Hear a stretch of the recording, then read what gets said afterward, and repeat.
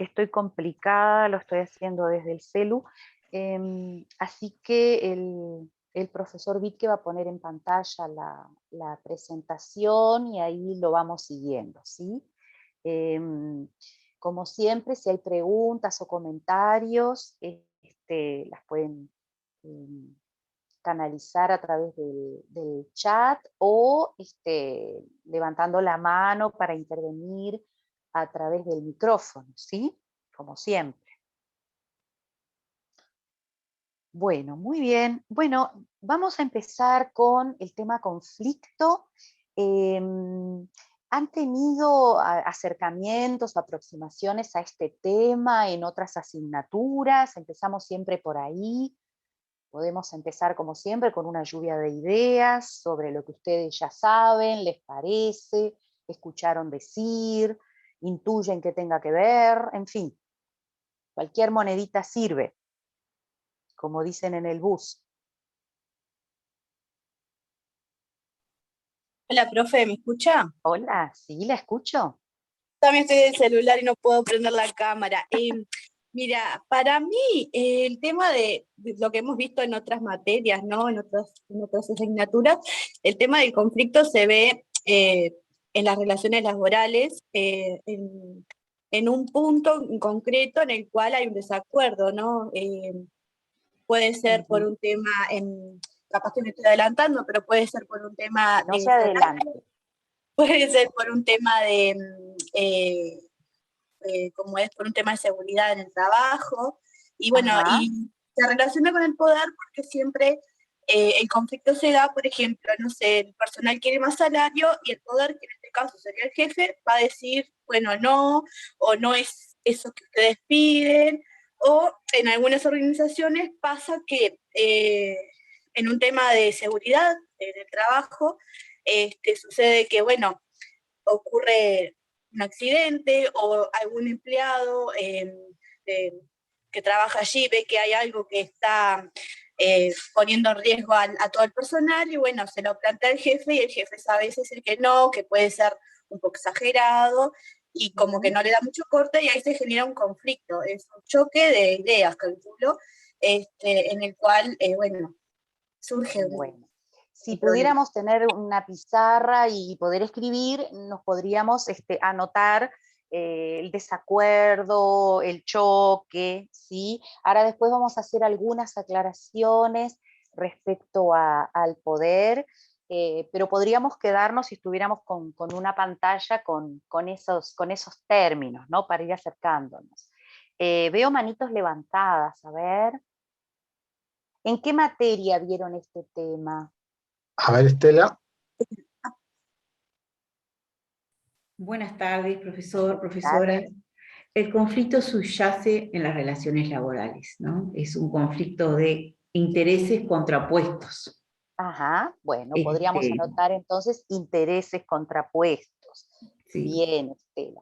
bien. Yo voy a aprovechar porque, perdón, todos arrancaron por las relaciones laborales, que es lo que tenemos como más fresco y más presente, pero les iba a Y preguntar, ¿el podía conflicto decir se puede dar en qué esferas de nuestra vida?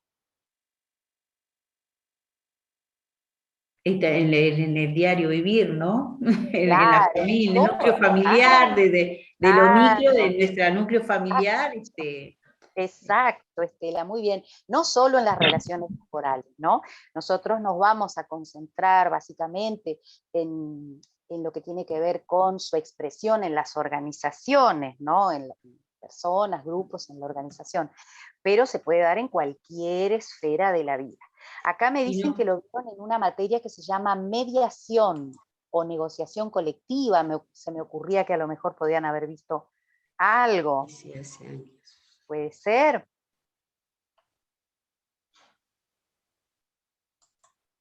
Son opcionales, me dice Marcela, así que capaz que no todos la cursaron. Bueno, muy bien. Bueno, ¿qué otra palabra para nuestra lluvia de ideas se Y les Viviana ocurre? está levantando la mano. Avanti. Hola, buenas tardes. Y yo Hola. en realidad quería en realidad una idea o un concepto básico en realidad de que el conflicto se genera dentro, en toda nuestra historia de la humanidad, ¿no? Porque yo creo Claro. que es como una gran reflexión. Y bueno, y dentro de las organizaciones laborales, o sea, el conflicto es como que genera un comportamiento en el trabajo. Por eso yo creo que hay como una línea muy fina entre conflicto y el poder, ¿no? Que eso genera esa intensidad, digamos, y ahí va afectando el comportamiento dentro de lo que es el trabajo, la organización. Bien. Viviana nos amplía en el sentido de que, bueno, sí, siempre que pensamos desde que los humanos estamos en la Tierra y nos relacionamos y nos agrupamos, etcétera, etcétera, existe, digamos, la posibilidad, por lo menos potencial, de que haya conflicto. Luego vamos a ver justamente cómo esto lo analizan y lo investigan las diferentes teorías. Bien, nos vamos aproximando. ¿Alguien más con manito levantada? Mercedes. Mer. Sí, digo, en la vida diaria nuestra hay conflicto y poder. Lo vemos en la vida. En todas las esferas. Exacto, en todas las esferas, en la vida familiar, en el país, en el país, en todos los ámbitos, ¿no? Dentro del Estado, en todos los ámbitos. Vemos conflicto y vemos poder también, que como decía Viviana, es una línea muy finita entre conflicto y poder. ¿Quién quiere llegar al poder mediante un conflicto? Es muy finita la línea, ¿no? Bueno, vamos a ver si nos podemos ir acercando un poco a los conceptos. Como desacuerdo entre dos o más personas. Ahí Entonces, está. Surge el hecho de ese conflicto, digamos, ¿no? Bien, o sea que a partir de que puede existir la posibilidad de un desacuerdo, de una contraposición, creo que también nombraban la palabra choque, ¿sí? De diferencias, de puntos de vista, de opiniones, de intereses contrapuestos también nombraron. habíamos dicho. Exactamente, exactamente. A partir de allí es que puede surgir esa posibilidad. Podemos empezar con a empezar a acercarnos un poquito al concepto. ¿Sí? Bien. Bueno, entonces, por un lado, y ahora lo vamos a ver en las teorías, tiene que ver, como ustedes decían, con todo lo que nos pasa en las diferentes esferas de la vida, ¿no? Y, por supuesto, en las organizaciones también se va a dar, digamos, en la dinámica o en la arena organizacional, se va a expresar de una forma u otra el conflicto. Vamos a ver de alguna manera en la clase de hoy cómo lo caracterizamos, de qué manera, digamos, vamos a ir acercándonos de a poquito al conflicto, vamos a explicarlo como proceso y sus diferentes etapas, ¿sí? Bueno, avanzamos un poquito más y vamos a ver un poquito un concepto que es el concepto de un autor que es Fauvet, que plantea un poco estos dos conceptos, ¿no? Que tienen que ver con las tensiones y los poderes, o la tensión y el poder. ¿Qué entendemos por tensión? Bueno, la tensión se entiende para este autor como la energía, digamos, que le ponemos a acordar o concertar o competir e ir hacia el conflicto, ¿sí? Es esa energía que le ponemos, que va a tener diferentes expresiones y diferentes intensidades según de qué se trate la situación en la que estemos. Y por otro lado, para este autor, él caracteriza, digamos, el poder como los medios de los cuales vamos a disponer para tener en cuenta a la hora de, bueno, de qué manera vamos a movernos o vamos a gestionar el conflicto, ¿sí? Así que por un lado, él plantea las tensiones y los medios o el poder de que disponemos. Hay que tener en cuenta que el poder siempre es un potencial, ¿sí? No siempre el poder se ejerce, ¿sí? sino que puede estar algo que es potencial, es algo que puede llegar a expresarse, pero no siempre el poder se ejerce, ¿sí? De manera efectiva, por decir de alguna manera. Siempre ante un conflicto tendremos, y después lo vamos a ver más detalladamente en negociación, tendremos que aquilatar cuáles son esos poderes de que disponemos nosotros, la otra parte o las otras partes que están en el conflicto, etc. ¿Sí? Hay que tener en cuenta que el poder también se va a relacionar con la dependencia que podemos tener de los recursos, ¿sí? Es las posibilidades, va a representar de alguna manera las posibilidades que tenemos de que otras personas o grupos hagan algo que de otra manera no harían, o que hagan o que no hagan, ¿no? Cualquiera de las dos posibilidades puede estar en juego, ¿sí? Ustedes piensen, por ejemplo, lo que sucede cuando vamos a jugar al ajedrez. No sé si juegan ajedrez. Cuando comienza una partida de ajedrez, ¿cómo está, digamos, la distribución del poder?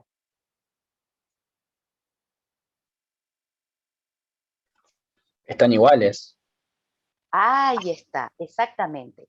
Muy bien. Y a medida que empezamos la partida y empezamos a hacer los diferentes movimientos, esa dialéctica del poder va como cambiando, ¿sí?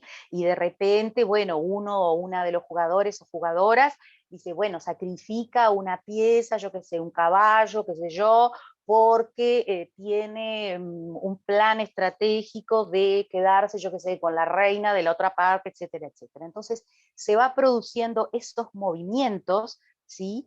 Y entonces se van produciendo variaciones en los poderes a medida que la partida avanza. Hoy más temprano una compañera nombraba un posible conflicto en las relaciones laborales y nombraba, digamos, a algo así como a una empresa, y parecía como más identificado el poder allí. Las personas, los trabajadores, ¿no tienen también poder en Son algunas poderes circunstancias? antagónicos, profesor. Claro, pero también existen poderes. Habrá que ver en cada situación en particular cómo se da esa constelación, como en la partida de ajedrez. Y habrá algún momento en que tengan más poder, o habrá algún momento que tengan menos poder, etcétera, ¿sí? Ustedes imagínense, no sé, en el puerto hay un contenedor con mercadería perecedera. Si no la descargamos se pierde todo, yo qué sé. Bueno, entonces recuerden eso, que se va produciendo como esa dinámica de poderes entre las partes, ¿sí? Tiene que ver con la capacidad de influir. Hay que distinguirlo, el liderazgo, digamos, también utiliza el poder como un medio, pero hay que distinguir justamente del concepto. Y otra cosa importante es que, como les decía, puede surgir de la dependencia de los recursos, ¿sí? En función de que dependamos de ciertos recursos, esa otra parte tendrá más o menos poder sobre nosotros, ¿sí? Y también es relacional. Ustedes piensen ahora, por ejemplo, no sé, el equipo docente, tenemos poder entre comillas, muy entre comillas, para evaluar sus trabajos, etcétera, etcétera. Pasan los años, ustedes se reciben, nos encontramos, no sé, en un equipo de trabajo, cambia la relación y probablemente la dinámica de poderes también cambia, ¿sí? Entonces, tengan en cuenta estos conceptos importantes. Es relacional, es un potencial, y el poder puede estar en distintos lugares y en distintos momentos y en distintas partes, según la situación, según las circunstancias, según el momento, según el contexto y según el asunto de qué se trate el conflicto. ¿Sí? ¿Vamos bien hasta acá? Algunos autores han tratado de clasificar, de crear tipologías del poder, Una de las más conocidas es la de Max Weber. ¿Se acuerdan de Max Weber? El famoso Max Weber, el sociólogo, el del modelo de la burocracia. ¿Les suena? ¿Aló? Me En suena, sí. sociología, sí. Suena, ahí está. Suena en Bien. sociología. Suena, muy bien, en sociología del trabajo, muy bien. Bueno, Max Weber justamente distinguía 3 tipos de poder. Él decía, está el poder de la tradición, que nos viene dado justamente de esta manera. Supónganse el príncipe Carlos de Inglaterra. Bueno, es príncipe por esa tradición, etcétera, etcétera. O piensen en pueblos indígenas, por ejemplo, lo que se llama el Consejo de Ancianos, ¿sí? Que tiene un cierto poder, que viene de la tradición y le permite decidir, resolver en ciertos asuntos de la comunidad, ¿sí? Entonces, ese es el tipo de poder tradicional. Después está el tipo de poder legítimo, o la llamada autoridad legal, que es el que prevalece, diríamos así, en el mundo de las organizaciones del trabajo, ¿no? Por alguna forma que cada organización considera legítima, como un criterio de legitimidad, bueno, yo puedo estar investida con la autoridad legal como gerenta o como jefa o como encargada o como supervisora, etcétera, etcétera, y voy a tener, digamos, cierto poder legítimo en este caso para decidir o resolver en X gama de asuntos, ¿sí? ¿Vamos bien hasta acá? Bien, bien. Ok. Y después está el poder carismático. Carisma es un concepto que etimológicamente significa algo así como don de Dios. Sería un don que refiere, digamos, a características o a cualidades personales, del sentido de, bueno, de qué manera nos relacionamos o nos comunicamos, que hace que tengamos una cierta influencia, y esa sería como la fuente del poder carismático, ¿no? Las características que tenemos. Algunas personas tienen esas condiciones. En las organizaciones puede combinarse, digamos, ¿no? El poder legítimo con el poder carismático, ¿no? De fuente carismática. Otro autor que es Amitai Etzioni, que es un autor de las escuelas estructuralistas, nos habla de 3 tipos de poder. El poder coercitivo, el que es, digamos, ese poder que utiliza de alguna manera la coacción o la fuerza para ejercerse. Imagínense que Dios no permita, estoy en el semáforo y viene un chorro con un cuchillo para sacar la cartera, ¿sí? Bueno, un poder de coacción, ¿sí?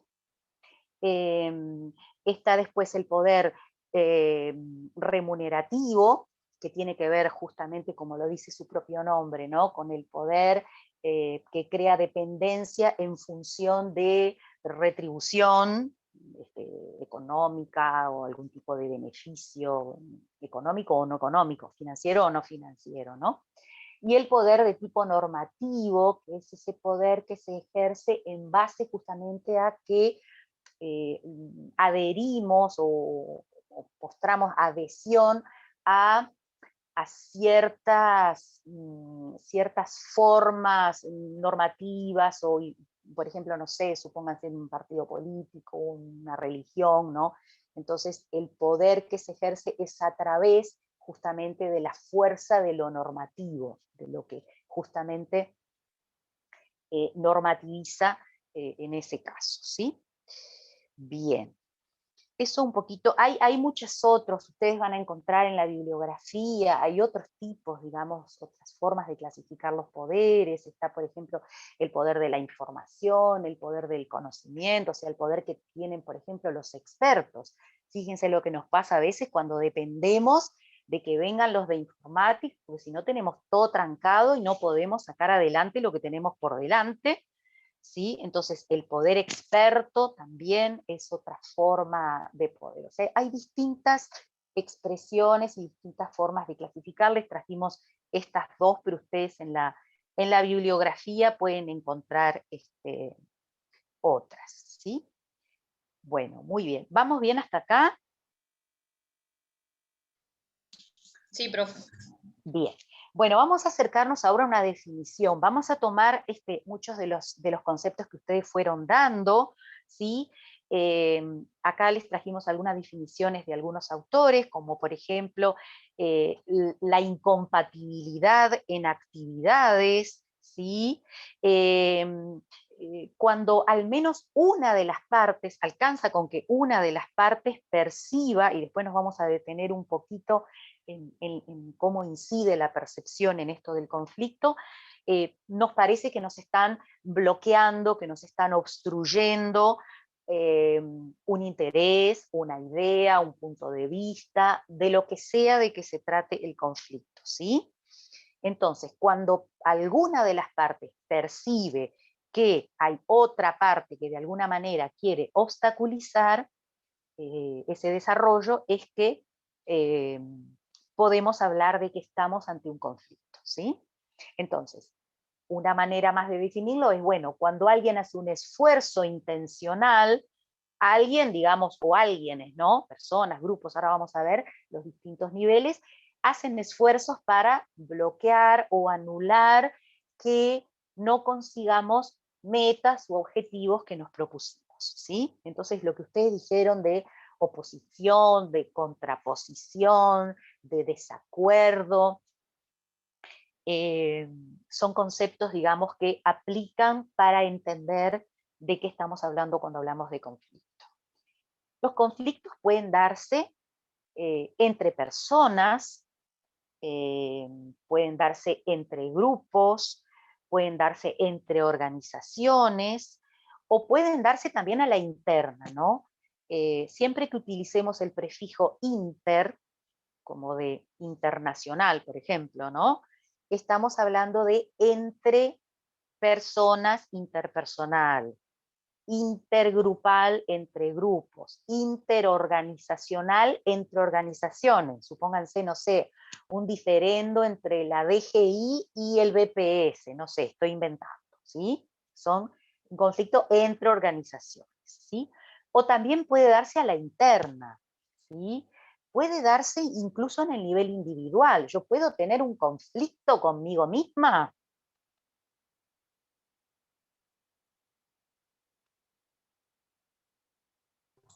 Sí, profe, Sí. se puede. Sí, pues. Claro, Por Sí, favor. sí, ¿Cuántos? sí, sí.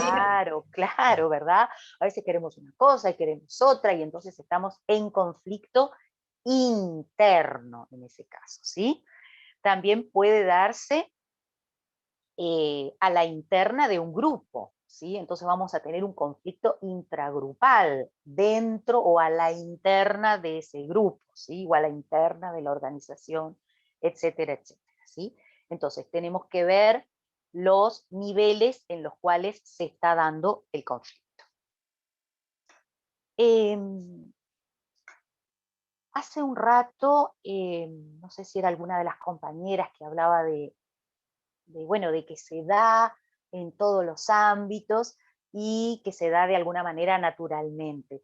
Y el conflicto, digamos, las aproximaciones al conflicto han ido, digamos, como surgiendo en diferentes acercamientos. Digamos, la concepción más popular o capaz que más intuitiva y generalizada, es de que el conflicto, o incluso hasta la palabra, parece tener una connotación de qué tipo. Conflicto. ¿A qué nos suena? Negativo. Claro, ahí está. Como parecería ser la concepción más generalizada, de que los conflictos en general son negativos, entre comillas, que es mejor evitarlos o que es mejor prevenirlos, ¿sí? Y esa es esa esa conceptualización más tradicional o ese abordaje teórico más tradicional de los conflictos.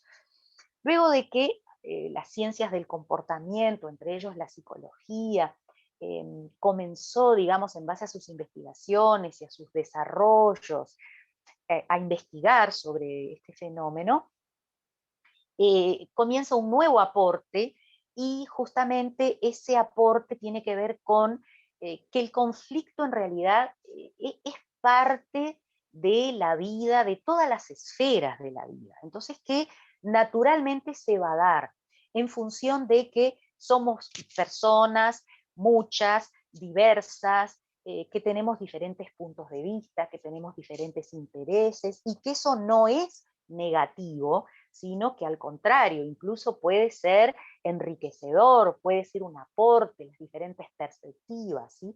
Entonces, como que el quid de la cuestión no está en que no haya conflictos, sino que los conflictos van a estar, porque es natural que en los humanos, que nos agrupamos, que nos relacionamos, que nos comunicamos, surjan los conflictos. El problema va a estar en cómo lo gestionamos, que después lo vamos a ver dentro de un rato en la clase, ¿sí?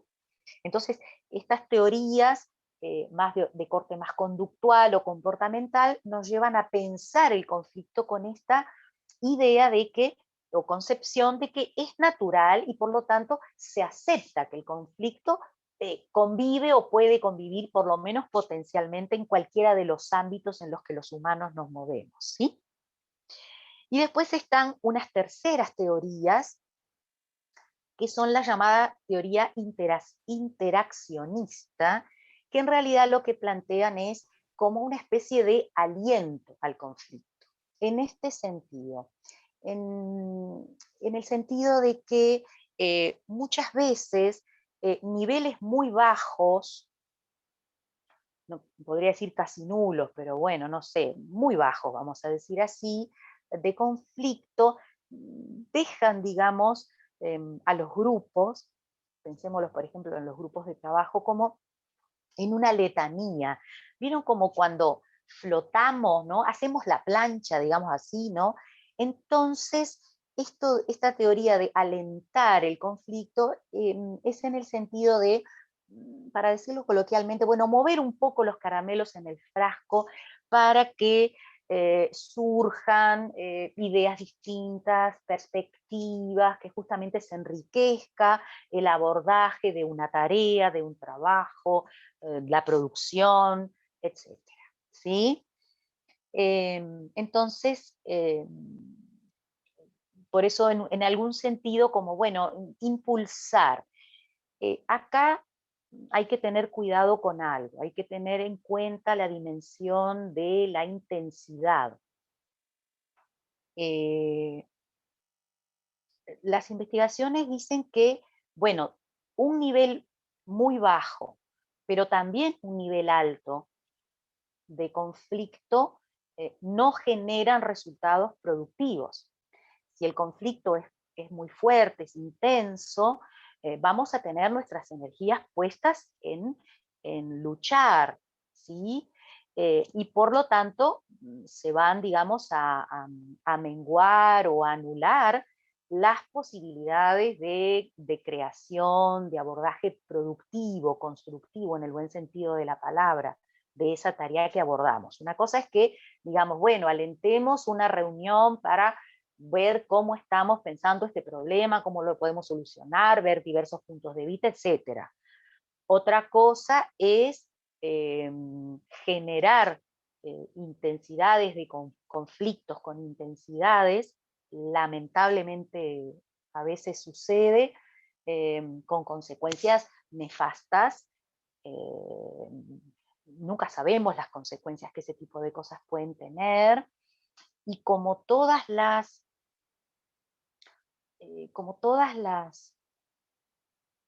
acciones que desarrollamos, siempre la técnica debe estar acompañada de la ética.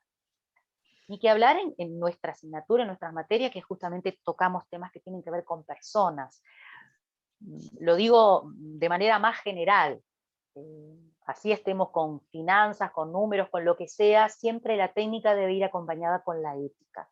Así que mucho cuidado con esto de el alentar conflictos, porque de nuevo, hay que ver muy bien, una cosa es promovemos que se generen puntos de vista para crear, y otra cosa es, como a veces lamentablemente sucede, alentar conflictos para obtener algunas personas o algunos grupos réditos, satisfacer otro tipo de intereses de otro tipo. No sé Viviana si... estaba levantando la mano. Viviana. No, yo quería agregar que en realidad no, o sea, como que suma, por así decir, que sea un nivel mínimo de conflicto para que el grupo en realidad dentro de la organización sea viable o, digamos, autocrítico, ¿no? Como o sea, que se pueda ir desarrollando dentro de ese nivel mínimo de conflicto, ¿no? Y que bueno, que está bueno tener en cuenta que no todos los conflictos son buenos, para mi entender. Exactamente. Así que hay que tener mucho cuidado con esto de alentar conflictos, ¿sí? Bien, muy bien. Bueno, avanzamos un poquito. Algunos de estos conceptos ya los he comentado. Hablamos un poquito de qué tiene que ver en general el conflicto muchas veces con escasez de recursos, y entonces el problema se genera justamente a través de, bueno, a ver, hay poco para repartir y con qué nos quedamos o cómo lo distribuimos, pueden ser recursos de diferentes tipos. Hablamos también del concepto de oposición, hablamos del bloqueo.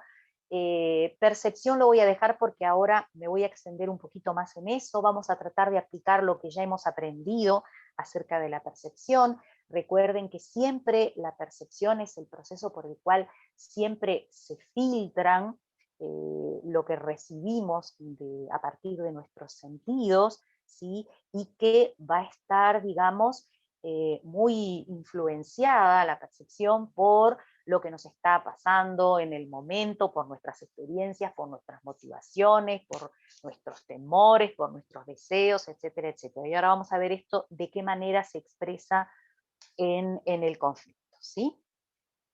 Bueno, muy bien. Vamos a ver entonces las etapas.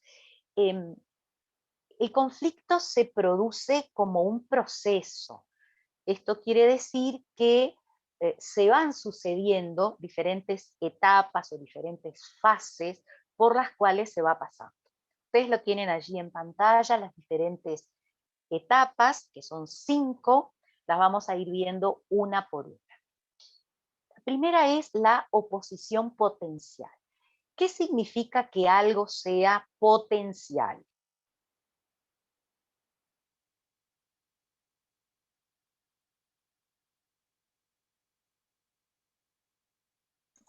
Perdón, Se que encuentra puede latente. o no generarse.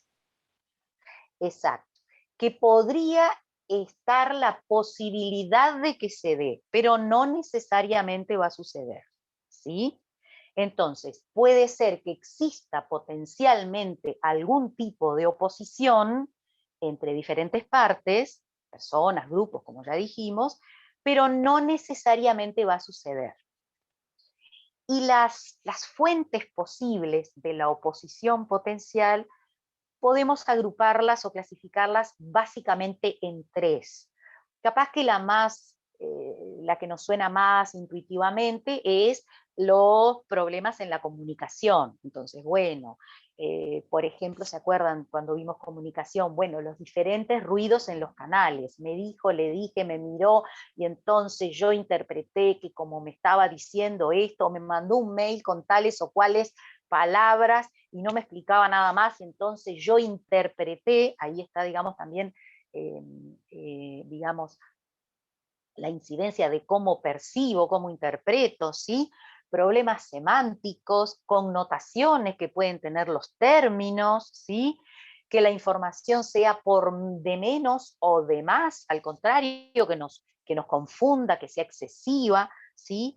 O que se produzcan procesos de filtración. ¿Se acuerdan que son procesos en los cuales de manera expresa se hace un manejo de ciertas comunicaciones o de informaciones para buscar algún tipo de resultado, ¿sí?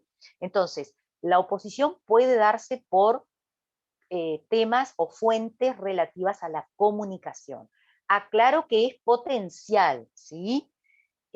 No necesariamente se va a expresar, ¿sí? Pero digamos como que nos generan o aumentan las chances de que sucedan conflictos cuando se producen este tipo de problemas, cuando hay mucho ruido en los canales, etcétera, etcétera, ¿sí?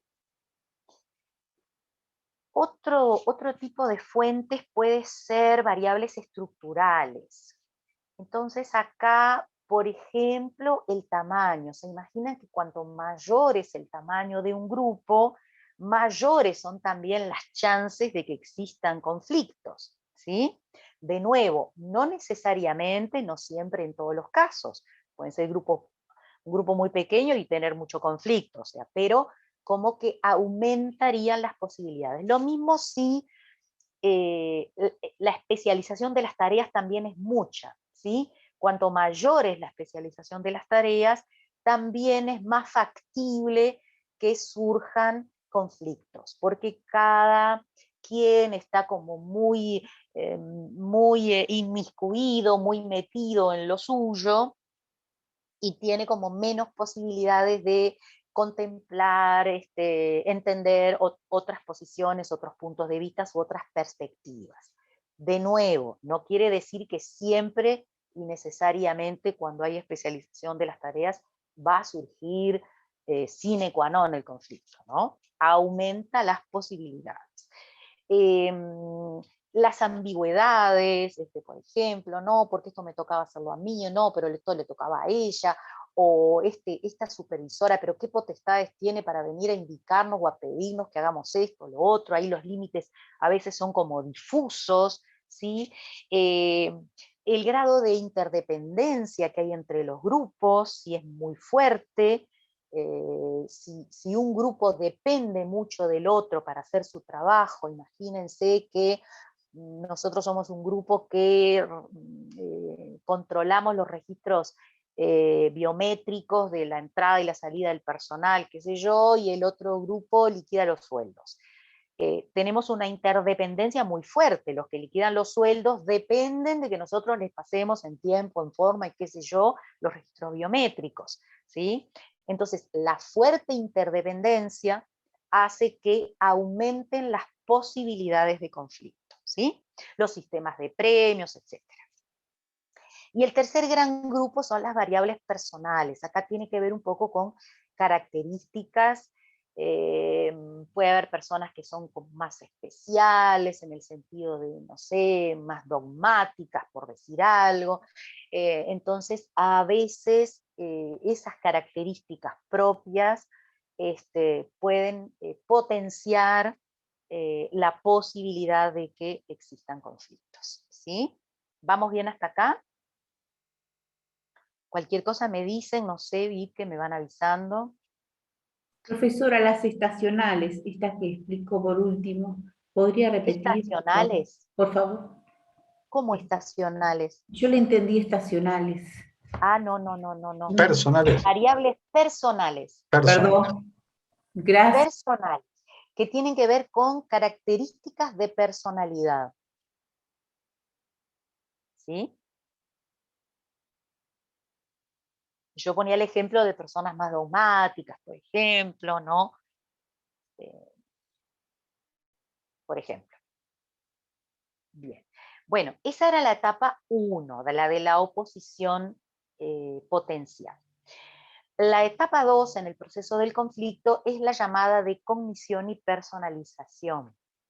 Acá, digamos, en esta etapa, por lo menos a alguna de las partes se requiere de que perciba el conflicto. Alcanza con que una de las partes lo perciba, ¿no? De repente una de las partes le parece que hay un conflicto con otra persona o con un grupo, con lo que fuera, y de repente para esa otra persona es otro grupo, no, ni ahí. Entonces, por un lado eso, recuerden que la percepción es ese proceso por el cual nosotros interpretamos lo que nos rodea. A veces esta percepción puede deberse a un malentendido, etcétera, etcétera, ¿sí? Entonces, por un lado, la percepción, y por otro lado, de que hay una oposición, un desacuerdo, un diferendo, etcétera, etcétera. Y por otro lado, lo de emocionalmente sentido, en el sentido de la expresión emotiva. Me empieza a generar tensión, me empieza a generar malestar, se me cierra el estómago cuando llego a la oficina, yo qué sé, por ejemplo. Me siento ansiosa, me siento angustiada, etcétera, etcétera, ¿sí? Entonces, en esta etapa se produce, por eso se llama depersonalización, ¿sí? En alguna de las partes, o en ambas, o en la cantidad que fueran las partes, ¿no?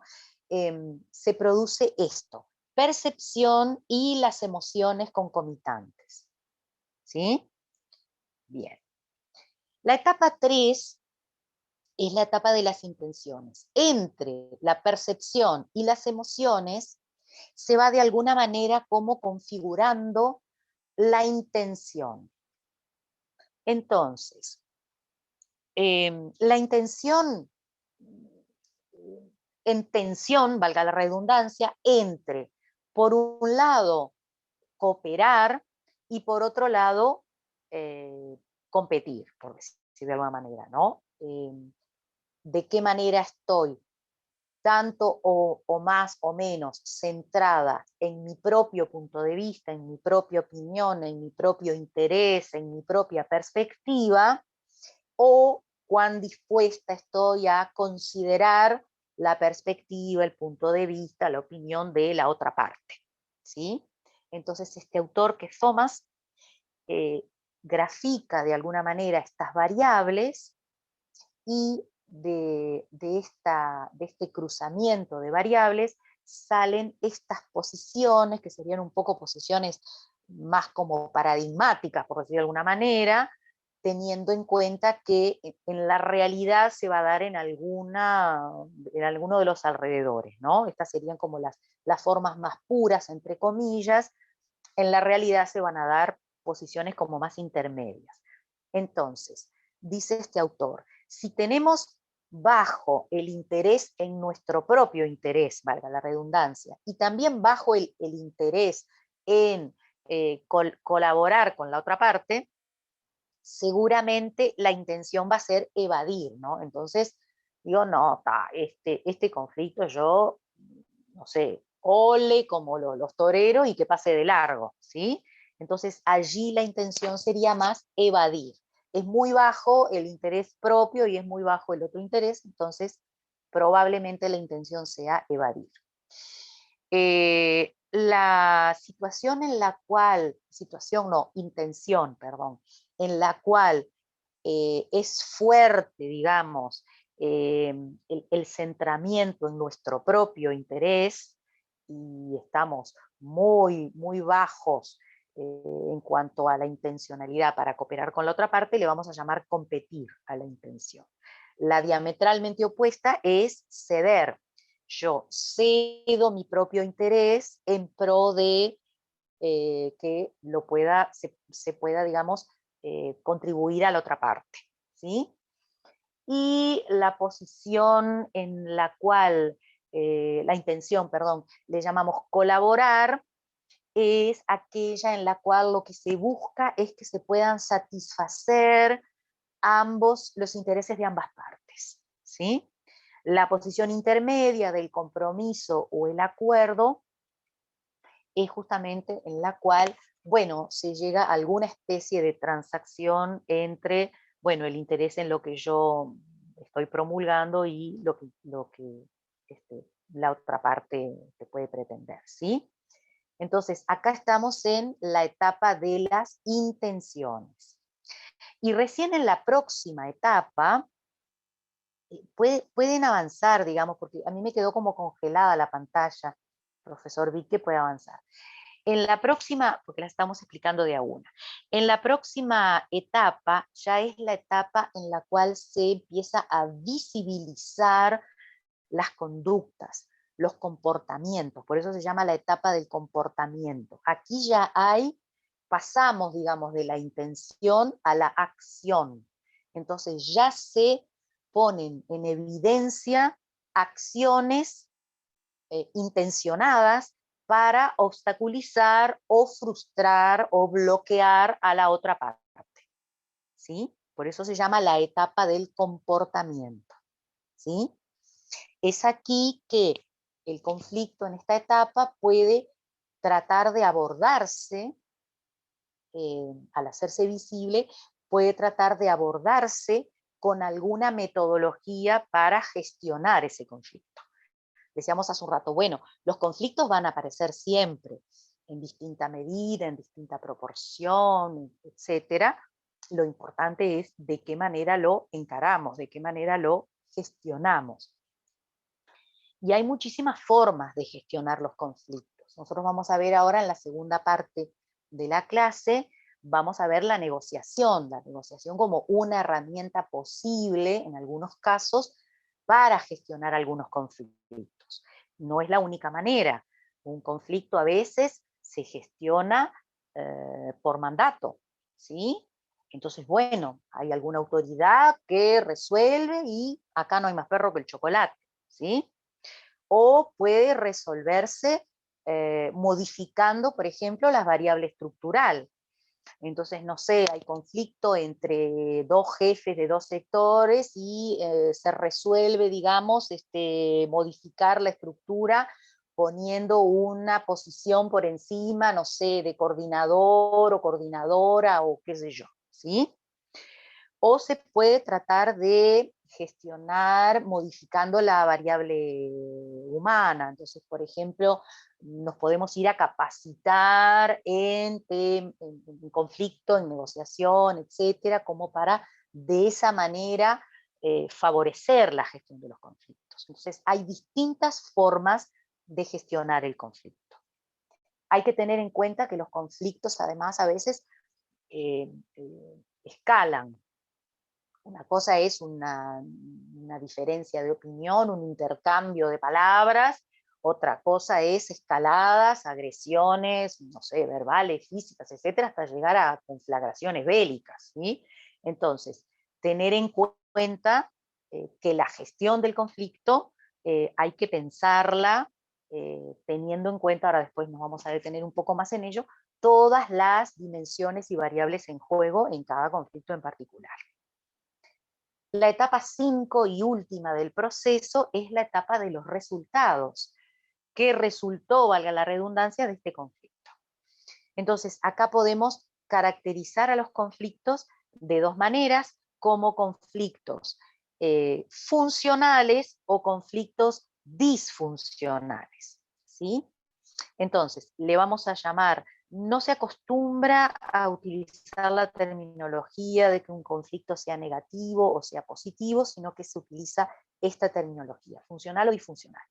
Un conflicto disfuncional es aquel que como resultado va a producir descontento, frustración, resentimiento, se quedan lesionados en distintas medidas, ¿no? Dependerá de qué conflicto se trató y qué intensidad tuvo y qué nos pasaba a las partes en ese momento y en ese contexto, etcétera, etcétera, pero puede lesionar las relaciones, por supuesto va a tener impactos también sobre la producción, sobre lo que hacemos, va a bajar la eficacia, va también a incidir en el nivel de cohesión en el grupo, por ejemplo, todos los objetivos y las metas que teníamos van a verse también de alguna manera o de otra afectadas. Por eso se dice que es un conflicto más destructivo, un conflicto disfuncional. Los conflictos funcionales, por el contrario, son los que pueden incluso, como decíamos, mejorar o enriquecer la calidad de lo que se crea, de lo que se resuelve, de las decisiones que se toman, nos permite repensar, reevaluar, reflexionar sobre lo que estamos haciendo, cómo lo estamos haciendo, de forma enriquecida, permite también, desde el punto de vista emocional, que se liberen, digamos, las tensiones en juego, ¿sí? Así que funcionales o disfuncionales podrían ser entonces los resultados. Bueno, esto yo ya lo comenté, el tema de la intensidad, cuando les hablé de la teoría interaccionista. Tenemos acá en la próxima el gráfico, es como si fuera una curva de Gauss. ¿Vieron? Cuantos más bajos o más altos sean los niveles de conflicto, el impacto, digamos, en la productividad va a darse cuando estos niveles de intensidad sean más intermedios, que permitan, como decíamos hoy más temprano, un movimiento, digamos, de los caramelos en el frasco, como para que se puedan producir intercambios, puntos de vista, perspectivas, pero con esos niveles intermedios de intensidad. ¿Se entiende esto? Si es muy bajo, vamos a estar como planchados o planchadas, y si es muy alto, las energías van a estar puestas en la lucha y no, por lo tanto, en la creación o en la resolución de lo que sea que tenemos que enfrentar. ¿Vamos bien hasta acá? Sí, se entiende. Ok. Bueno, preguntas, comentarios.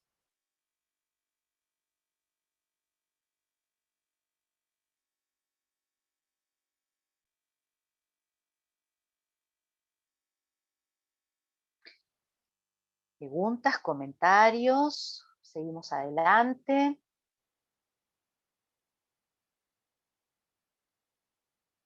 Bueno, podemos ir poniendo la otra PPT, profesor Vic, que cuando le parezca, si no hay preguntas ni comentarios. Hay mensajes en los chats, en el chat. Hello, ¿se escucha? ¿Se escucha? Sí. Ah, no, acá, a ver, están pidiendo el gráfico. A ver.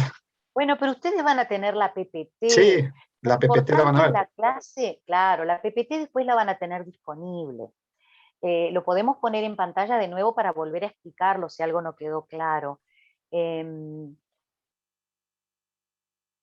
gráfico lo que nos muestra es que cuando la intensidad de un conflicto está en niveles muy bajos o en niveles muy altos, la capacidad productiva, el rendimiento o la productividad, no me acuerdo ahora cómo está expresado en esa diapo en particular, se va a ver disminuido, se va a ver afectado. Cuando es muy bajo, porque como les decía, estamos como haciendo la plancha, por decir de alguna manera, ¿no? Entonces estamos como en esa rutina de que, bueno, no hay ningún movimiento de generación, de producción, etc. Y cuando es muy alto, porque estamos con todas las baterías puestas en la lucha abierta. No sé si pude aclarar u oscurecí. Profesora, este es para este punto 5, ¿no? Para los disfuncionales y funcionales. ¿O es para...? No, acá estamos hablando de la intensidad de cualquier conflicto. Lo relacioné con lo que les planteaba hoy más temprano de la teoría interaccionista que alienta los conflictos. En cualquier conflicto, una de las variables o una de las dimensiones va a ser la intensidad. ¿Cuán fuerte es este conflicto? ¿Sí? Entonces, este gráfico lo que intenta es relacionar la intensidad de un conflicto con las posibilidades de producción.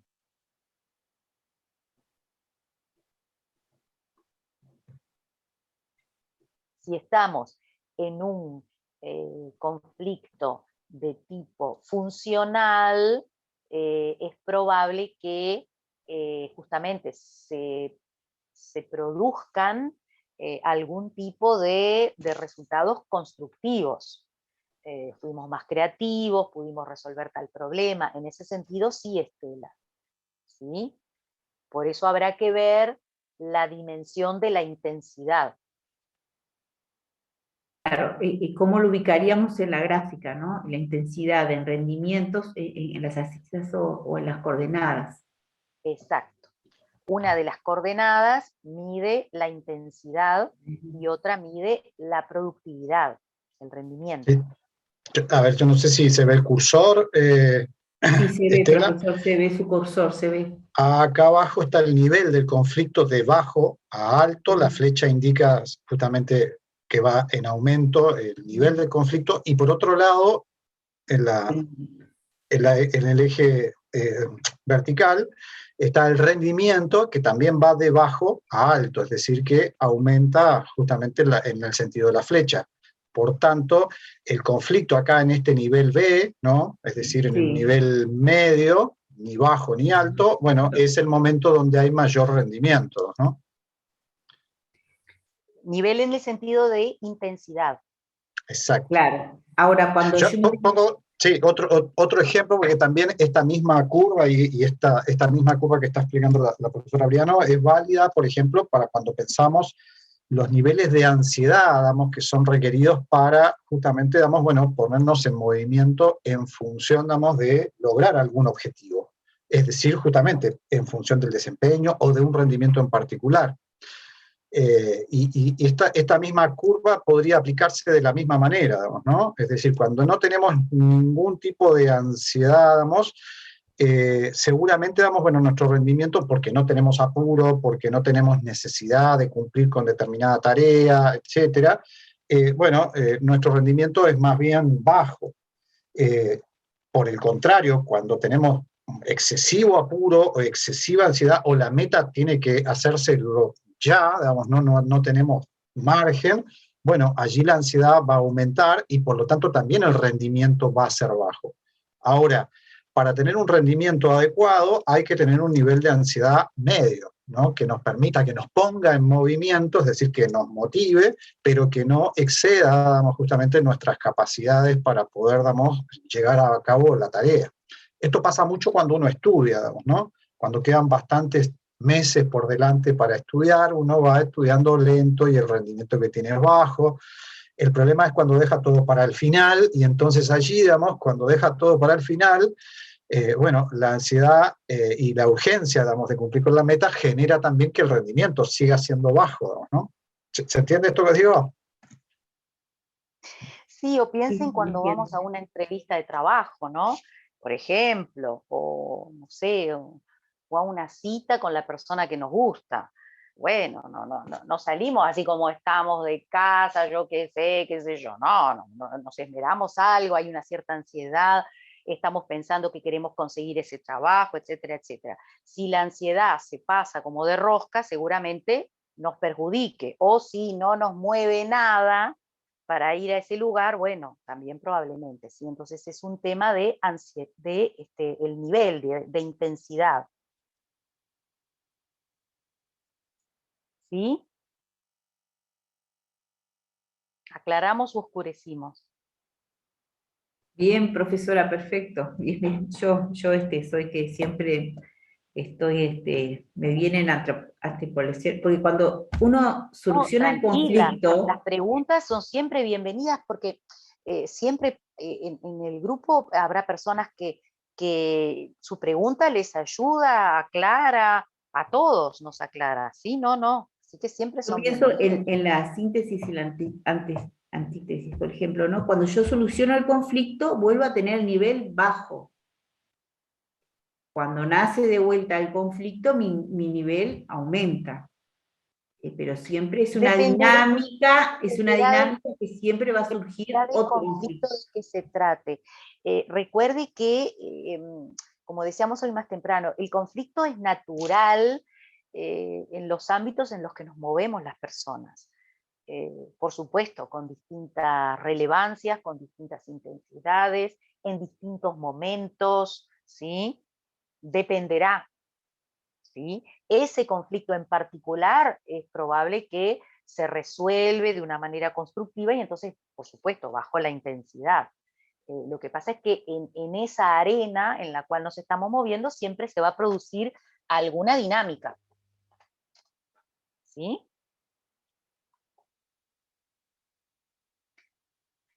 Bueno, vamos a avanzar entonces ahora con negociación. Hagamos también, no sé cómo estamos de hora, sí, podemos hacer una pequeña lluvia de ideas acerca de negociación. Lo que ustedes ya saben, lo que se les ocurre acerca de esto.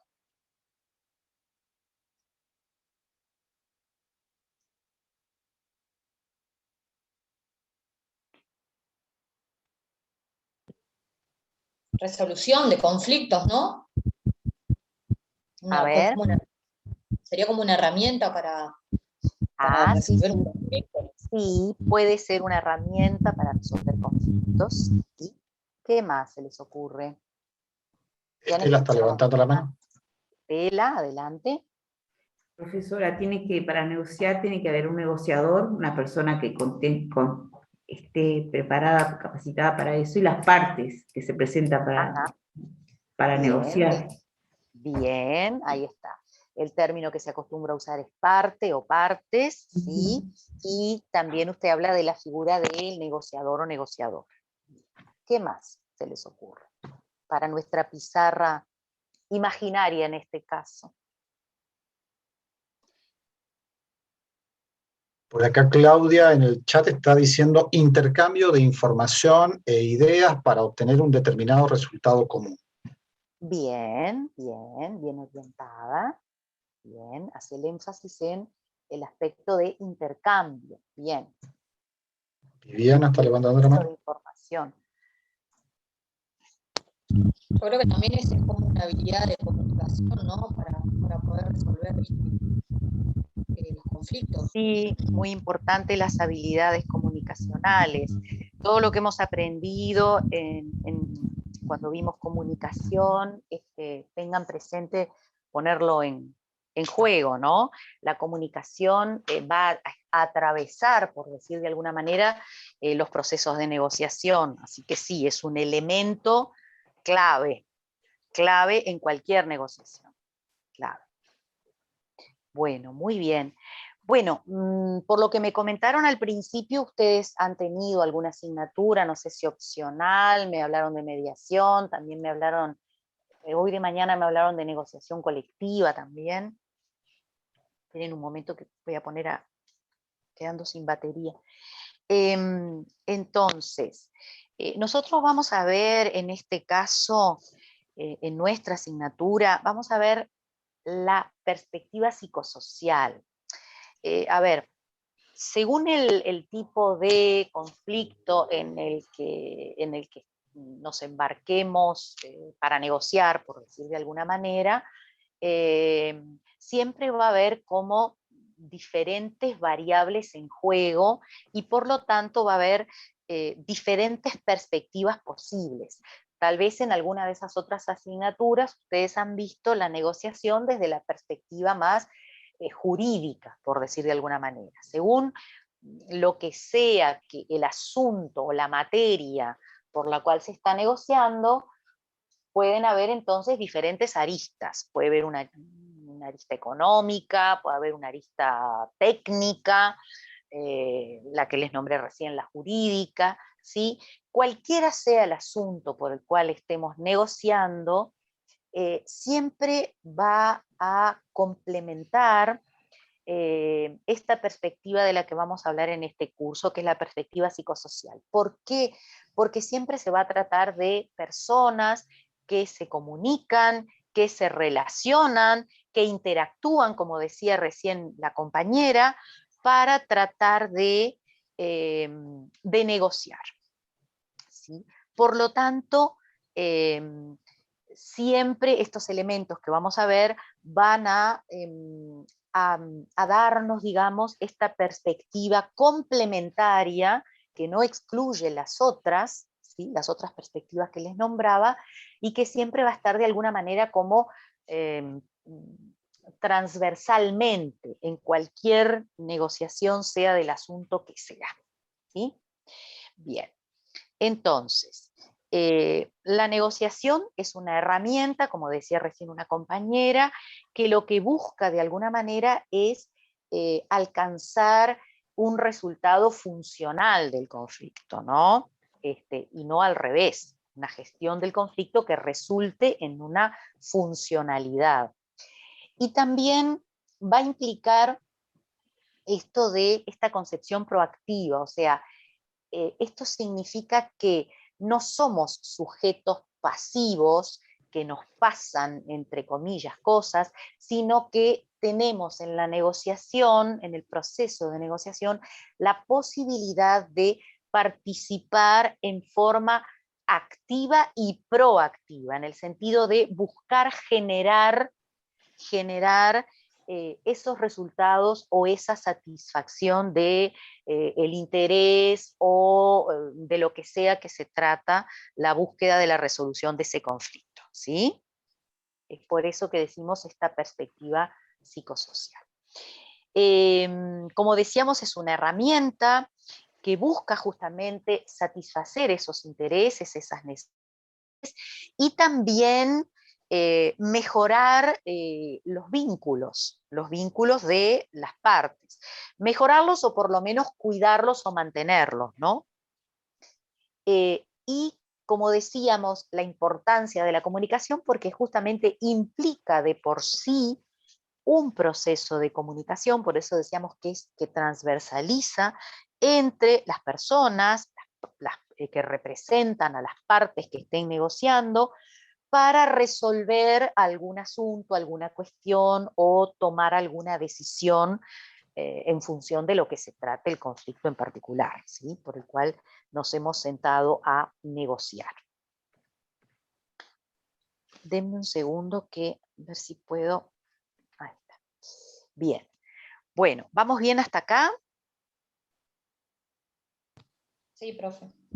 Ok, muy bien. Hoy hay Yo le pocos quería comentarios. preguntar solo por, perdón, profe, que la moleste. Adelante. No, Negociación activa, la visualizo, pero proactiva, ¿cómo sería definirla en una negociación? proactiva, la proactividad tiene que ver con la anticipación, con la generación de, ahora vamos a ver, de estrategias, de tácticas, que nos permitan justamente anticipar el proceso activamente para poder abordarlo. O sea, una vez que identificamos que hay una situación en la cual es posible utilizar la herramienta de la negociación, eso requiere, ahora vamos a ver, instancias de preparación, instancias de definición de estrategia, de qué medios tácticos vamos a utilizar.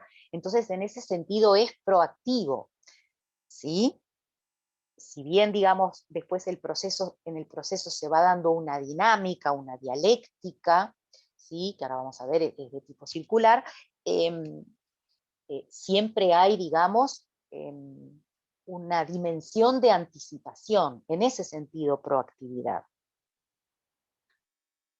No esperamos que las cosas lluevan o sucedan, sino que intentamos anticiparnos a la gestión. ¿Le pude explicar? Sería como ver lo que presenta mi adversario y yo atacar los puntos o ver los puntos flacos o las fortalezas y las debilidades. Bueno, ahora vamos a ver que justamente una negociación cuando es compleja requiere toda una instancia de preparación previa. Sí, informándonos, conociendo quién es esa otra parte, sus características, etc. O sea, la fase en la cual tenemos que dedicarnos a revisar y a informarnos es una fase crítica en una negociación. ¿Sí? Sí, profesora. Ok. Bueno, entonces, tiene que ver con, como decía una compañera hace un rato, la aplicación de habilidades de comunicación y de relacionamiento para justamente llevar adelante el proceso, las diferentes transacciones que implican para poder alcanzar los resultados que redunden en satisfacción para las partes intervinientes, ¿sí? Bueno, muy bien. Esto ya lo dije, que no, lo que estaba tratando de explicar recién, ¿no? No somos pasivos, sino que somos capaces justamente de anticiparnos, de planificar y después de llevar adelante el proceso, los pactos, los acuerdos que implique, etc. ¿Sí? Bien. Esta es una definición que me parece muy linda, ¿no? El arte de transformar un conflicto potencial en una asociación creativa, ¿no? Acá si pudiera le subrayaría esto de asociación creativa, después cuando veamos un método en particular, que es el método de Fisher y Ury, me voy a detener más en esto de por qué lo de asociación y por qué lo de creativa. Es un proceso entonces de solución de conflicto, de resolución del conflicto, a través de buscar, generar y alcanzar los acuerdos entre las partes. Y acá les subrayaría, es dar y recibir. Hoy de mañana se planteó que negociar era ceder. Bueno, no, negociar no es ceder. Si yo estoy cediendo, quiere decir que estoy resignando mi interés en pro del interés de la otra parte. Negociar no es eso. Negociar implica dar, pero también recibir. ¿Sí? Bien.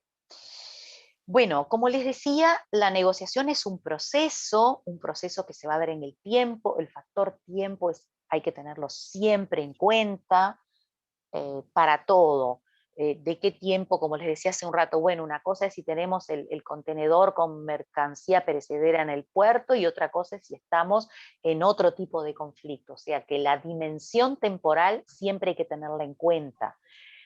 También para la preparación, también para las instancias, cómo las vamos a desarrollar. O sea, es un elemento a considerar siempre en las negociaciones. Y como le decía, es un proceso que no es lineal, no es como me tomo el tren en la estación central y me bajo en la estación Sayago. No, esto es un ida y vuelta, ¿sí? Tiene una dinámica circular. Dependerá de la complejidad del conflicto que estamos tratando de abordar mediante la negociación. Los conflictos además tienen la característica de que muchas veces se producen como una bola de nieve, como una bola de nieve que va cayendo de una colina. Vieron que la bola va cayendo por la pendiente y en la caída va como aumentando de tamaño, porque va incorporando más nieve, ramitas, piedrecitas, ¿no? Entonces, cuando llegó allá abajo, aquello es enorme, ¿sí? Muchas veces los conflictos pasa eso. Muchas veces van arrastrando otras dimensiones, otros conflictos más marginales, y por lo tanto muchas veces a veces terminamos discutiendo, peleando por un aspecto marginal del conflicto y no su núcleo duro. Y muchas veces los conflictos son tan complejos que es necesario abordarlos de afuera hacia adentro. O sea, empezamos por los aspectos menos conflictivos, valga la redundancia, ¿no? Podemos decir, hacerlos en partes, de manera sanidad. Bueno, tenemos hasta acá, pudimos negociar hasta acá, después seguimos en lo otro, en esto no avanzamos, vamos para atrás. ¿Cómo dice el juego este? Adelanta 2 casilleros, 2 casilleros para atrás, qué sé yo. Esto es así, en esa dinámica que se va justamente, digamos, creando, construyendo, justamente de la misma dinámica de relación y de comunicación que se va produciendo en el proceso de negociación. ¿Sí? Mercedes tiene la mano levantada, sí. Sí. Profesora, una pregunta. ¿Necesariamente tiene que haber un conflicto para una negociación? Y bueno, como decíamos, no puede haber negociación de partes Por ejemplo, yo qué sé, en un negocio. ¿De qué? Pero siempre tiene que haber algo, una diferencia de opiniones, de perspectivas, de intereses. Era Es una pregunta lo que yo le hacía. y nos permite abordar la resolución de un conflicto. Está perfecto. ¿Sí? Está. Porque si no, ¿por qué Gracias. negociaríamos? Piense que yo para negociar debo considerar que la otra parte tiene algo que a mí me interesa. Si no, Claro. ¿para qué? Sí. ¿Sí? Sí, tiene razón. La otra parte tiene algo que a mí me interesa y que quiero llegar a tenerlo, ¿no? Exacto. Queremos lograrlo. Dependerá de lo que sea, de nuevo, ¿no? Sí, sí, sí, sí, sí, sí. Bien. Perfecto. Bueno, Gracias, profesora. Perdón. por favor. En la próxima diapo, lo que intenta, digamos, este esquema es un poco plantear una síntesis más visual de algunos conceptos que hemos venido comentando, ¿no? Dijimos que un conflicto tiene fuentes, tiene un origen, y que van a incidir, por un lado, los poderes, el tipo de poder en juego, la relación de poder en juego, y por otro lado, el campo de tensiones, que decíamos tiene que ver con las energías puestas con relación a ese conflicto. Dadas las circunstancias de que se trate de un conflicto,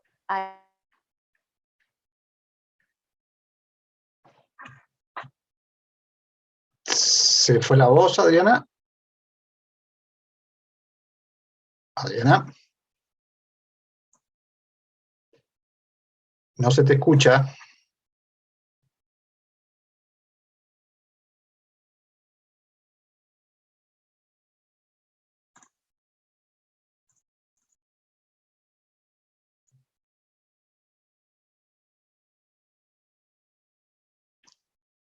Adriana, no sé si escuchas tú.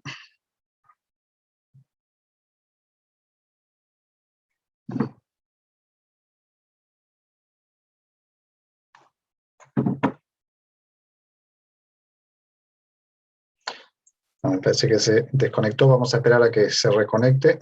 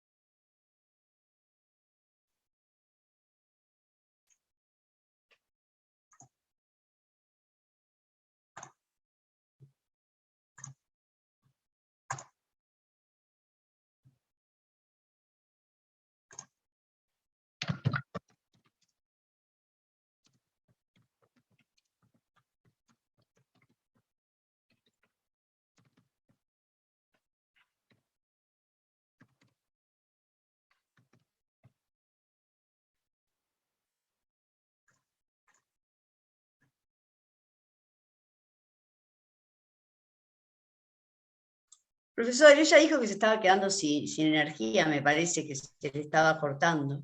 Sí, no, pero dijo también que se había enchufado ahí, digamos, que se había vamos a ver si es algo de eso o Volví.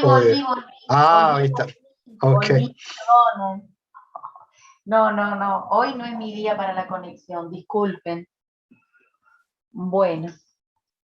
Bueno, ¿se escucha bien? Sí, se escucha. Creo que nos habíamos quedado en el gráfico que yo les decía que nos permite, digamos, una visualización de algunos conceptos de los que habíamos estado hablando. Entonces, decíamos, bueno, una vez que una situación de conflicto es pasible de ser abordada a través de la herramienta de la negociación, vamos, y fundamentalmente si se trata de una negociación.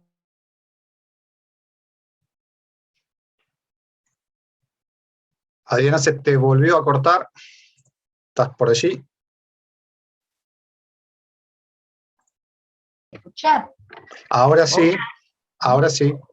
Bueno, les decía que una situación que es pasible de ser abordada a través de la herramienta de la negociación, una situación de conflicto, y que es un conflicto que nos va a implicar una negociación compleja, que puede implicar, como compleja en el sentido de que puede implicar muchas dimensiones, muchas partes, aspectos muy sensibles, lo que fuera, que le implica la complejidad. Tenemos que ir con cierta preparación, uno no puede ir, como diría, en cuerpito gentil. Entonces las negociaciones se preparan.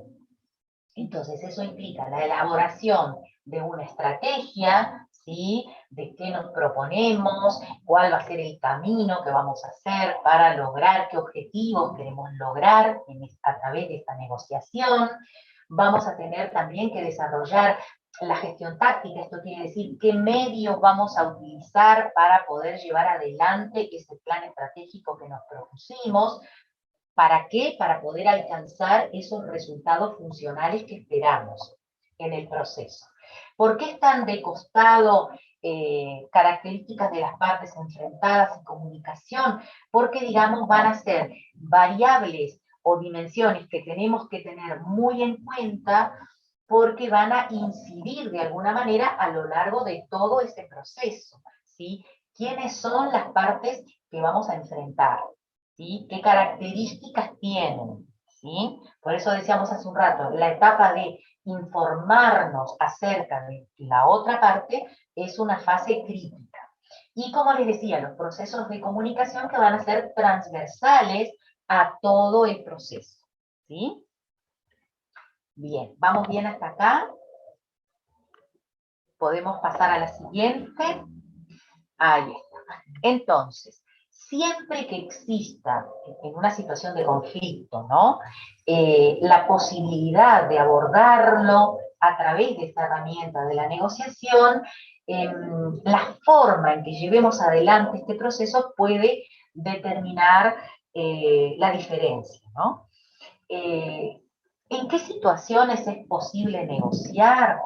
Bueno, en toda aquella situación en la cual, frente a un conflicto, las partes prefieren llegar a algún tipo de acuerdo más que pelear abiertamente.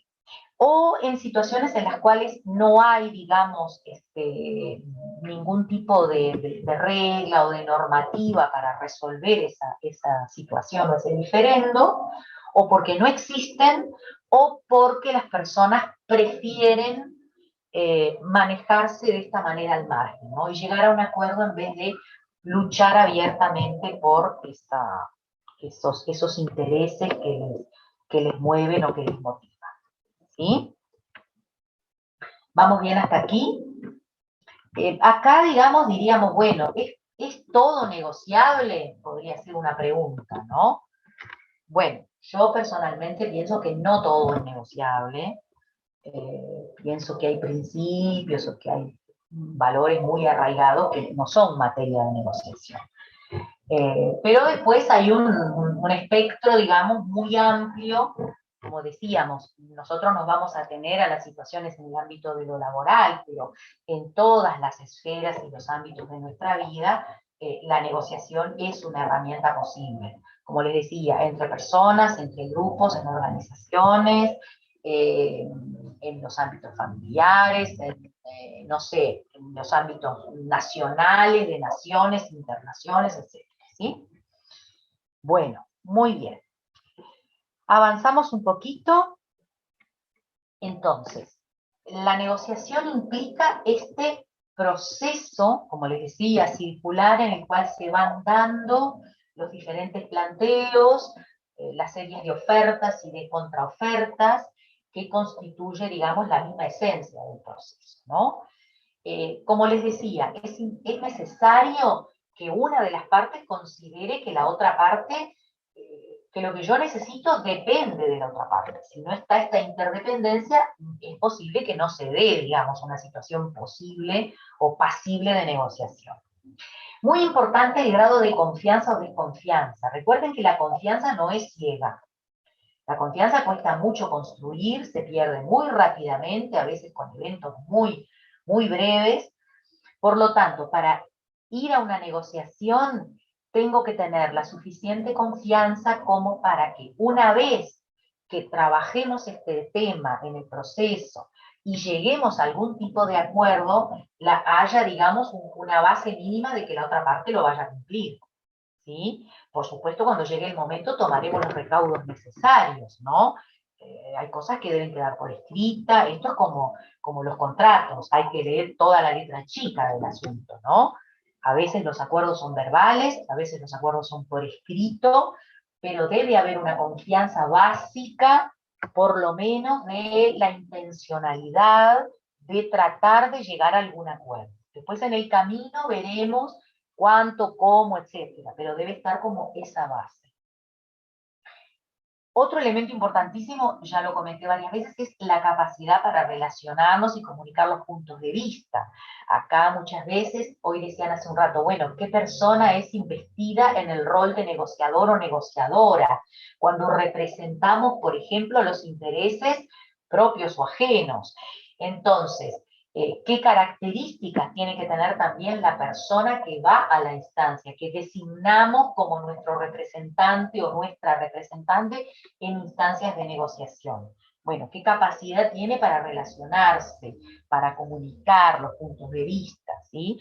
Acá la personalidad y las idiosincrasias, o sea, los sistemas de pensamientos o de ideas de las personas que estén involucradas, va a ser también otro elemento gravitante, ¿sí? Por eso es necesario investigar y conocer bien a la otra parte. Y ni que hablar de las metas y los intereses, ¿no? Eso va como de suyo. Bueno, muy bien. Bueno, esto como les decía, a veces las negociaciones son individuales o grupales, o representamos, o como les decía, puede ser entre naciones, o entre grupos, o entre instituciones, en fin, en cualquiera de esos niveles puede darse la instancia de negociación. Bien. Un segundo que... Ahí está. Acá un pequeño cuadrito, hoy les comentaba, bueno, de alguna manera, según la estrategia con la cual vayamos a enfrentar el conflicto, el resultado va a ser probable. Yo no sé si ustedes han escuchado hablar de las famosas negociaciones ganar-ganar, que ahora nos vamos a detener un poquito en ello. ¿Les suena? ¿Han escuchado esa terminología? Sí, la escuchamos, profe. Ahí está. Hay una materia opcional que Okay. mediación, que Bien. hablábamos sobre conflicto y negociación. Ahí está, bien.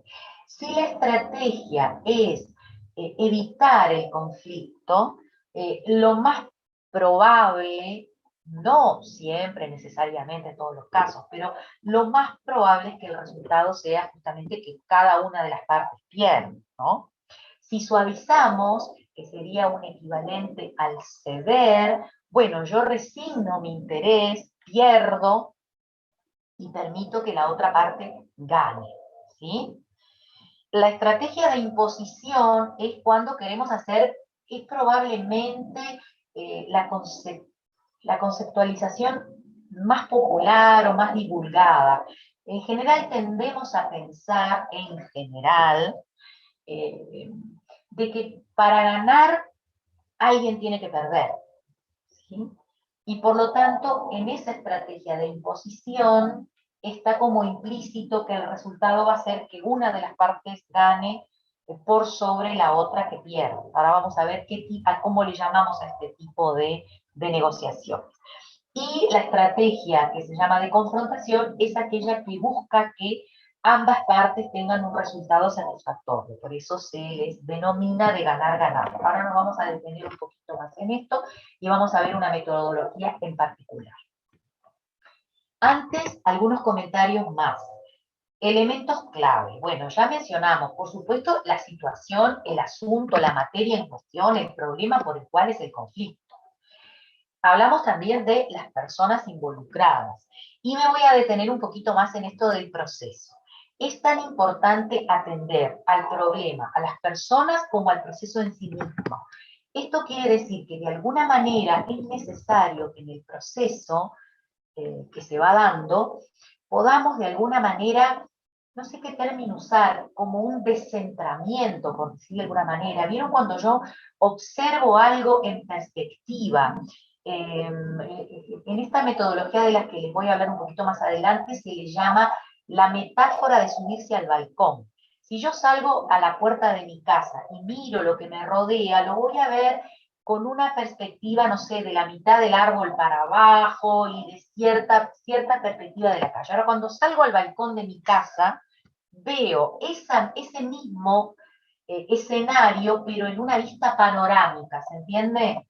Entonces, es necesario que el proceso también lo veamos con panorámica y que pueda autoobservarme como una de las partes, cómo me estoy desenvolviendo en el proceso y cómo se está desenvolviendo la otra parte y cómo nos estamos comunicando y cómo nos estamos relacionando.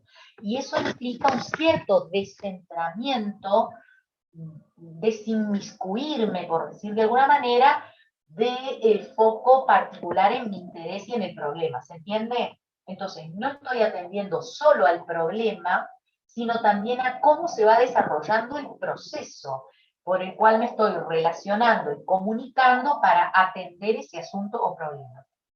¿Se entiende esto? Perdón, es como poder ser un poco quizás ya objetivo en ese sentido, puede ser. Sí, es como una objetivación, pero entre comillas, ¿no? Porque recuerden que siempre la subjetividad está implícita, pero sí, es como un intento de tener, como dicen en inglés, el big picture, ¿no? El panorama más grande, más amplio, ¿sí? Y mirar con perspectiva, diría yo, ¿sí? Con perspectiva. ¿Cómo me estoy desenvolviendo? Estoy perdiendo la calma, no sé, es como una autoobservación y también observación de la otra parte y de esa interacción que se va dando. Porque recuerden que acá están en juego las dos partes más el vínculo que se establece entre esas dos partes. Y la comunicación concomitante. ¿Se entiende esto? Pero sí, sería como un poco con esa intención, aunque sepamos que es una intención más utópica, ¿no? Nunca llegamos a la objetividad, pero sí buscar esa otra perspectiva, ¿se entiende? ¿Hola? ¿Se cortó? ¿Se escucha? Se escucha.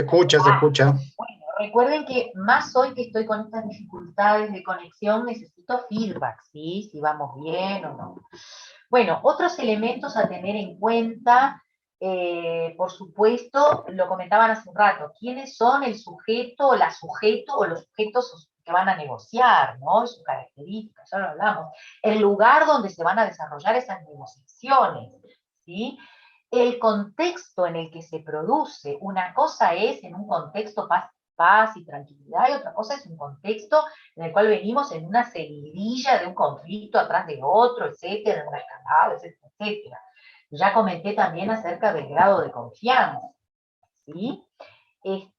Tener en cuenta las motivaciones, lo que mueve a cada una de las partes a entrar en esa negociación, a formar parte, las percepciones, Recuerden que siempre todo está filtrado por las percepciones, por las interpretaciones que hacemos.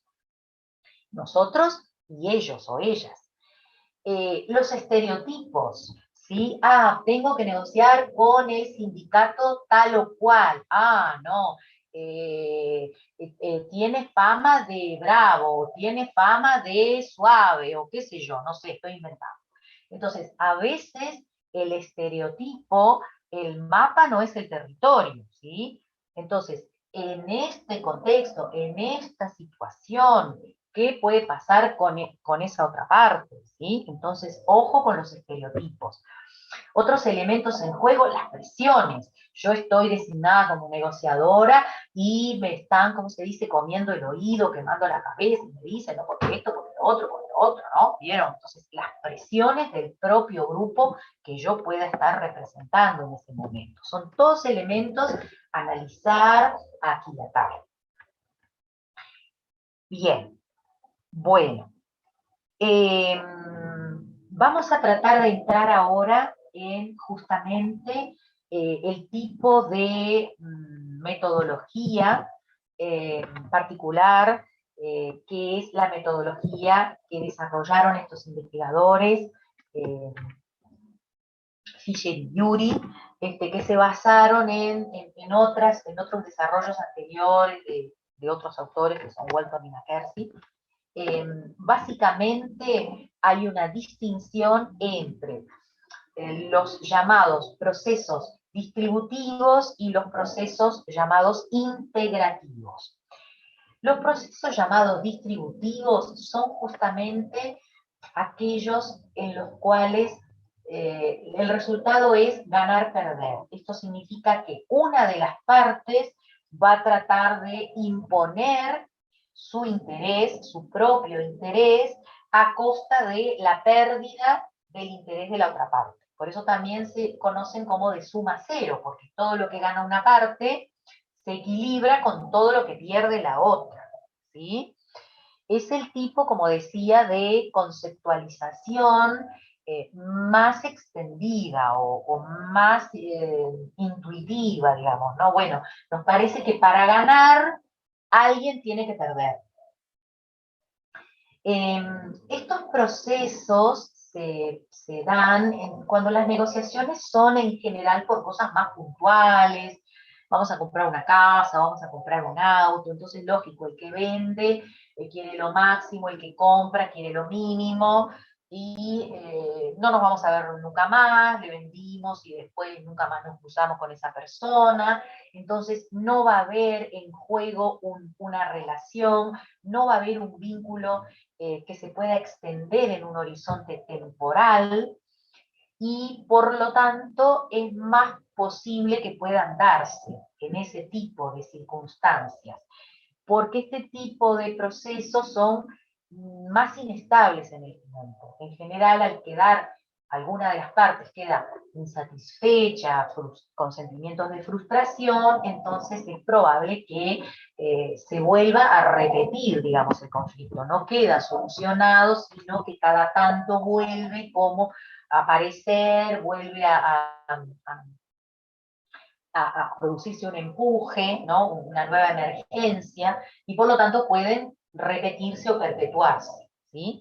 Los procesos integrativos son aquellos que son, digamos, muy eficaces cuando tenemos que cuidar el vínculo, la relación tiene un plazo más largo, es importante cuidar este vínculo, o por lo menos mantenerlo, vamos a seguir trabajando con el mismo grupo, vamos a seguir viviendo con los mismos vecinos al lado, yo qué sé, etcétera, etcétera. Entonces nos interesa, por la dimensión temporal y de relación, ser más cuidadosos o más cuidadosas, y por lo tanto también tratar de que el proceso sea ganar-ganar, o sea, que ambas partes puedan encontrar alguna forma de satisfacción, ¿sí? Y a eso le llamamos procesos integrativos, entre los cuales está el llamado modelo de Fisher y Yuri, en el cual nos vamos a detener un poco más. Bueno, muy bien. La siguiente, ya lo comentamos un poco, ya lo anunciamos, lo de la motivación, etcétera, la confianza, etcétera, así que no me voy a detener en eso. Vamos a entrar derecho en la metodología. Fisher y Urey eran profesores de la Universidad de Harvard, y ellos, a partir de sus investigaciones, establecen y diseñan este modelo que tiene aplicación en diferentes ámbitos, entre los cuales se encuentra el ámbito de las organizaciones, pero también se ha aplicado en ámbitos de negociaciones entre naciones, etc. ¿Sí? Bueno, muy bien. Estos investigadores, como les decía, es un tipo de negociación que aplica en las llamadas, como les decía hace un rato, negociaciones de tipo complejas, que implican muchas partes, donde hay que ser, como les decía, cuidadosos y cuidadosas. Vamos a pasar derecho a los elementos que implican estas negociaciones.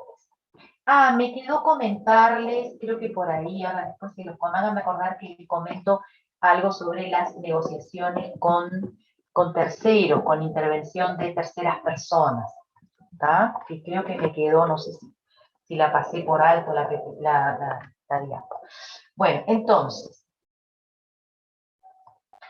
algunos principios de esta metodología. Separar las personas del problema. Ellos dicen, una cosa es el asunto, o sea, la materia por la cual estamos en conflicto, y otra cosa es las personas, o sea, yo me tengo que concentrar, focalizar en el problema y no personalizar. Porque vos, porque esto, porque lo otro, porque vos siempre, porque vos nunca, etcétera, etcétera. Entonces, esta metodología dice, hay que ser firme con el problema, pero suave con las personas, en el sentido de, como les decía, cuidar el vínculo, cuidar el relacionamiento. Cuando hablo de cuidar el vínculo y el relacionamiento en la dimensión y con las características que tenga, ¿no? Con quién es esa otra parte con quien estoy negociando. Una cosa va a ser si es en un ámbito, otra cosa va a ser si es en el otro, pero en cualquiera de los ámbitos, siempre el cuidado con el vínculo y con la comunicación con las personas tiene que ser un foco, ¿sí? Focalizarse en intereses más que en posiciones. Para explicar esto voy a hacer el cuento de la naranja, no sé si ya lo conocen. Dicen que una madre tenía 2 hijas y salió a hacer unos mandados, las hijas quedaron en la casa. Cuando la madre vuelve de hacer los mandados, encuentra las 2 hijas peleando por una naranja. Una tironeaba para un lado con la naranja, la otra tironeaba para el otro. Entonces la madre, con una solución de tipo salomónica, plantea, bueno, no, a ver, ¿qué les parece que pudo haber hecho la madre? Partir la naranja a la mitad. Exacto, quiso ser equitativa, igualitaria, entonces dijo, partimos la naranja a la mitad y la mitad para cada una. Se corta la naranja, la mitad fue para una hermana, la otra mitad para la otra, y ahí a la madre se le ocurre preguntar y dice, chicas, ¿para qué querían la naranja? Entonces una dijo, yo quería exprimirla y hacer un jugo, y la otra dice, yo quería rallar la cáscara para saborizar una torta. Moraleja del cuento. Las dos pudieron hacer lo mismo, cada una por su lado. Tenía que haber preguntado antes. Ahí está, preguntemos ¿por qué? Porque existía una posibilidad de que se pudieran satisfacer ambas partes. ¿Se entiende? Ahora, tendría que haber confianza, ¿no? Yo dejo que tú rayes la cáscara de la naranja. No sé si han probado rayar la cáscara de una naranja para una torta con la naranja partida, es muy complicado. Bueno, rayamos primero la naranja y después te la doy para que hagas el jugo. ¿Tá? Entonces, podía existir una posibilidad de que ambas partes se satisfacieran y el resultado fuera un ganar-ganar. Entonces, en este caso, ¿cuál sería la posición? Si yo estoy en una posición es quiero la naranja, quiero la naranja, quiero la naranja. Ahora, si averiguamos los intereses, bueno, ¿para qué queremos la naranja? ¿Sí? Entonces, una cosa es la posición, otra cosa es los intereses. Esta metodología dice, hay que focalizarse en los intereses. Otro elemento importante... ¿sí? Ariana, sí, no estamos muy cerca de la hora, ya son menos 3 minutos. Y tomamos la primera parte, yo pienso que unos 10 minutos, no más de eso, de la primera parte podemos terminar de redondear y vamos a pasar a hacer un ejercicio práctico. En un minuto que nos quede o dos, preguntas, comentarios, hasta acá. Disculpen las dificultades de conexión que he tenido. No, profe, todo claro. Ok. Bueno, entonces podemos ir cerrando, ¿le parece, Vicky? Y Parece. nos vemos a la misma hora por el mismo canal. Totalmente. ¿De acuerdo?